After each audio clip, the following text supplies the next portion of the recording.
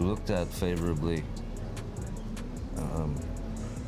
Powerful press, powerful media, this, that. Johnny Depp has finally broken his silence, and what he just revealed about Hollywood's betrayal after the Amber Heard drama is shaking the industry to its core. In a rare, no-holds-barred interview, Johnny didn't just hint at what happened behind the scenes, he exposed it. The way he tells it, the moment Amber's abuse claims went public, Hollywood didn't ask questions. They didn't wait for proof. They just turned their backs. And now, the actor is claiming this wasn't just a cancellation. It was a full-blown takedown, coordinated, deliberate, and almost too clean to be random. 1 minute, he was Captain Jack Sparrow, a billion-dollar box office king. The next, he was blacklisted, recast, and erased from the very world he helped build. So, what did Johnny say? And how many nasty secrets did he expose? Let's find out. In case you missed it, the Johnny Depp versus Amber Heard lawsuit was one of the biggest controversies Hollywood witnessed. Felt like he was on top of me, and I'm looking at him in his eyes. I don't see him anymore. And for Johnny, it was the very instance that changed the trajectory of his life. While he decided to stay low-key during and after the trial was over, it seems like Johnny had had enough and decided to tell his whole truth. As expected, he did not hold back and went on and cursed not only Amber but the whole industry for turning their backs on him the moment the allegations dropped. Because when Amber publicly described herself as a victim of domestic abuse in a Washington Post op-ed, it didn't matter that she never mentioned Johnny by name. The implication was loud and clear, and the consequences were immediate. Overnight, studios distanced themselves, deals fell apart, and headlines spun a single narrative. Johnny was the villain, and Amber the heroine of the Me Too movement. And as the public rushed to take sides, Johnny stood alone, watching his reputation burn without so much as a fair trial. I never abused Amber Heard. If you want the truth, look at how I treat the women. I've loved how I still care for them, even after things ended. In fact, the cancel culture was so brutal that brands pulled away in a blink of an eye. That's when he made the decision most celebrities fear the most. He fought back, not just legally, but publicly. Because, as he explained in the interview, choosing not to speak up would have been like admitting guilt to something he didn't do. It wasn't just his image on the line. It was his children's and every person who had ever looked up to him. And make no mistake, the stakes were enormous. By the time the trial reached Virginia, Johnny wasn't just trying to win a defamation case.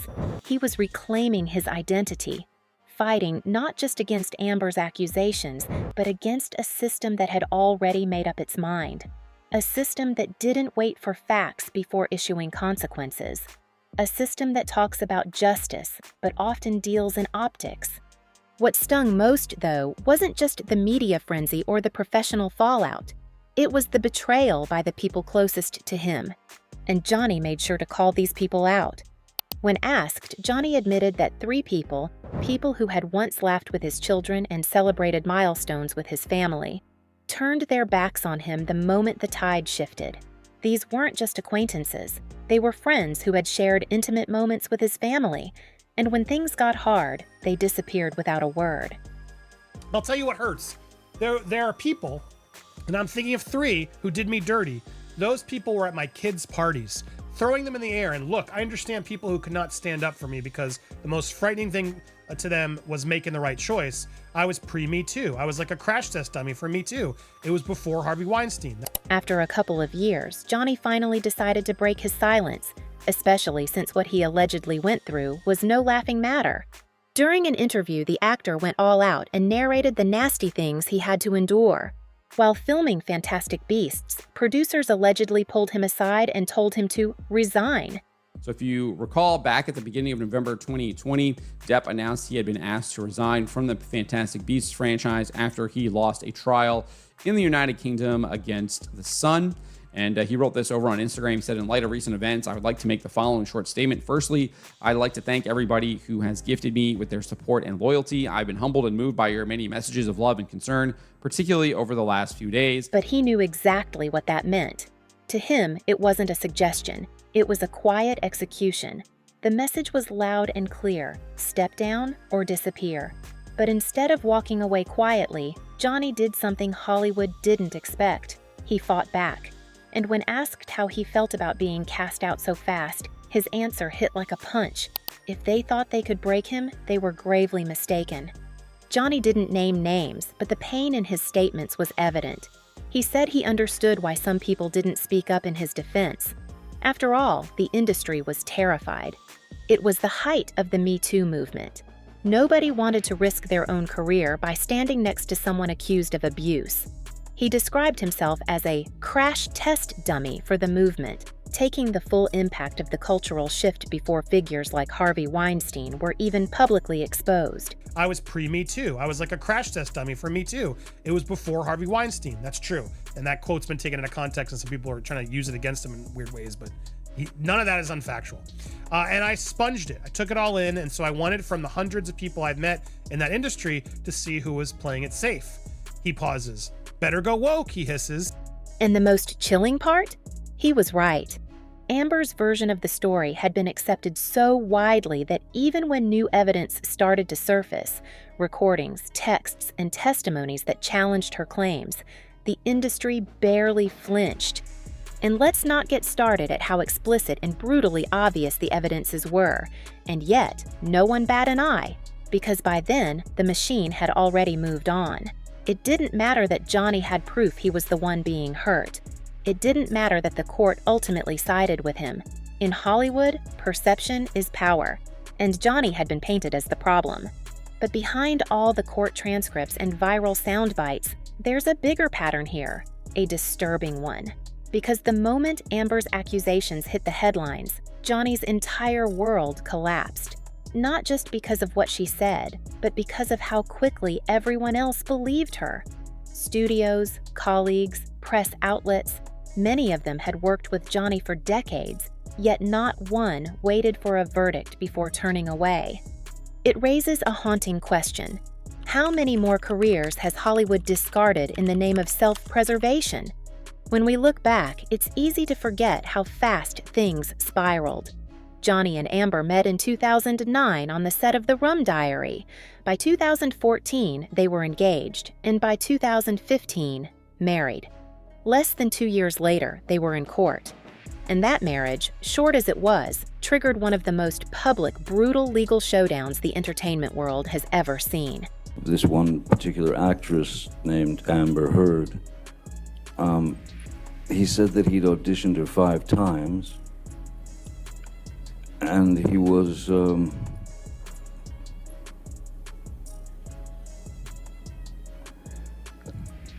he wasn't sure about her capabilities as an actress with regard to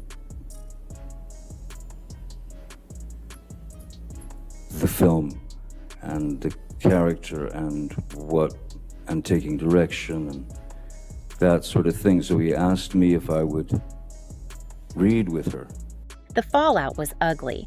Johnny opened up about everything, from losing the tip of his finger to being emotionally tormented during their fights. He even detailed his history with substance abuse, not to excuse anything, but to lay all his cards on the table.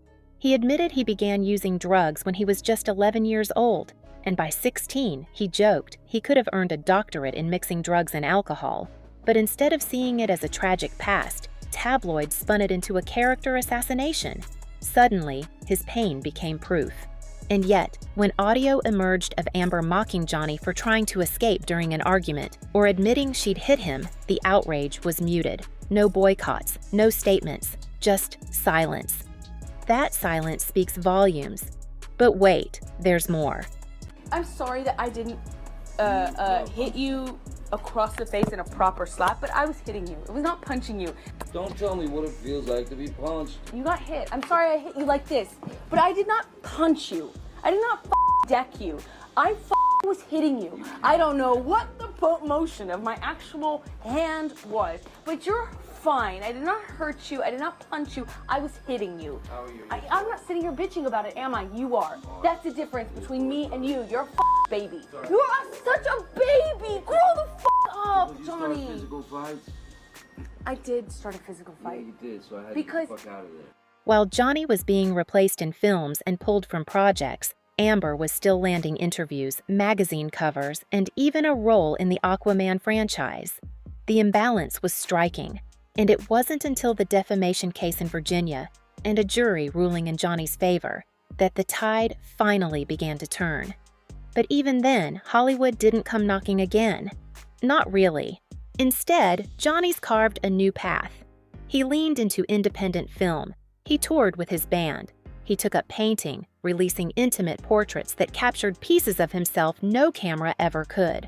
And when he made his cinematic comeback at the Cannes Film Festival in 2023, starring in Jean du Barry, he wasn't just met with polite applause. He received a 7-minute standing ovation. 7 minutes. In an industry that once erased him, that moment said everything. Johnny Depp there. Starring in the film Jeanne du Barry. He plays the role of Louis XV as Melville. Still, Johnny doesn't see this as a victory lap. If anything, he's more guarded now, more aware of how quickly things can shift. He described the entire ordeal as a harsh education in betrayal, public image, and truth. And despite having won in court, he remains skeptical of the industry that left him behind. And who can blame him?